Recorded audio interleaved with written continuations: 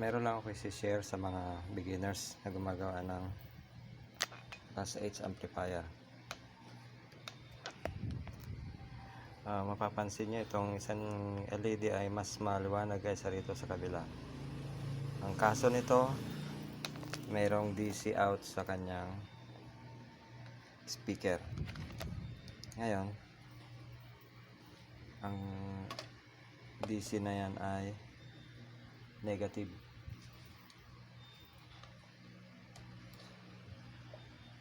Negative output. Ba yung negative output? Testing natin.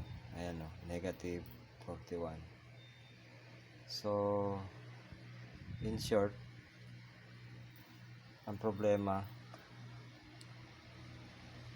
doon kayo sa positive side mag troubleshoot. Ito yung kanyang positive side, banda rito. Tignan nyo,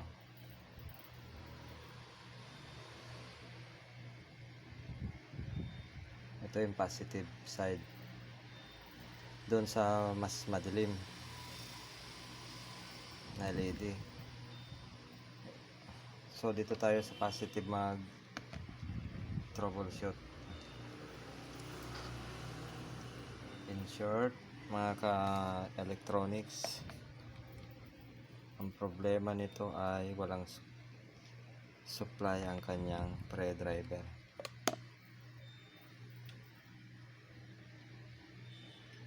Ito yung positive side.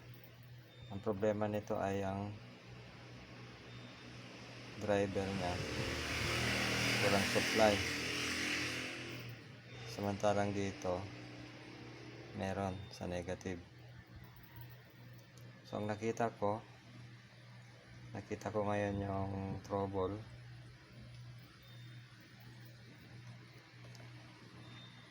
Mayroong kinain dito na linya. Wala na yan. So try natin na i-jumper. So bago i-jumper, patayin ko muna yung power nya. Patayin ang power.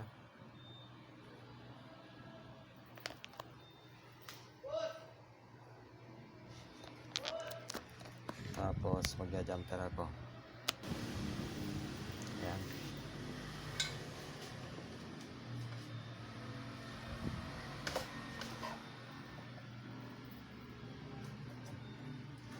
Jumper tayo ngayon.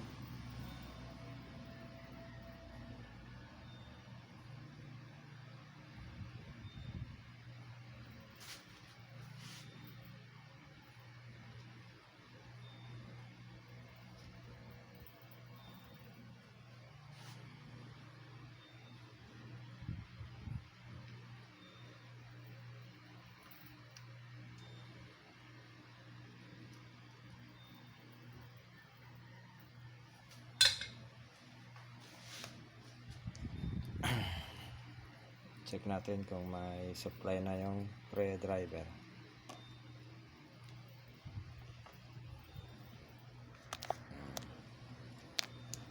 Power. Okay. Arrange tayo sa DC. Ayun, meron na. So ang output nya wala na ring DC negative. Kanina negative 49.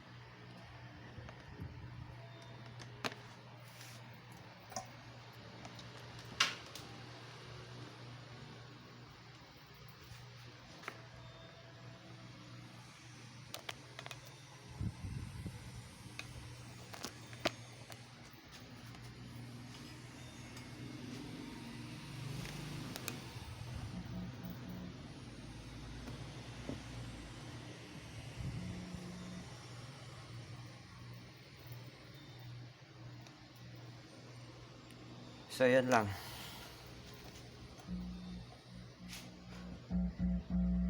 Meron ng audio.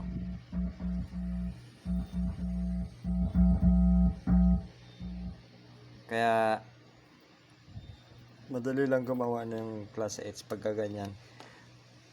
May DC out pero walang sirang output. Ang problema lang nasa part ng pre-driver. Minsan may na-open na resistor dyan. Supply ng differential. Kung minsan wala na yung ilaw nitong isa, minsan napupundi. Kaya i-check nyo rin kung pundi ano hindi. Pag pundi yan, palitan nyo na lang.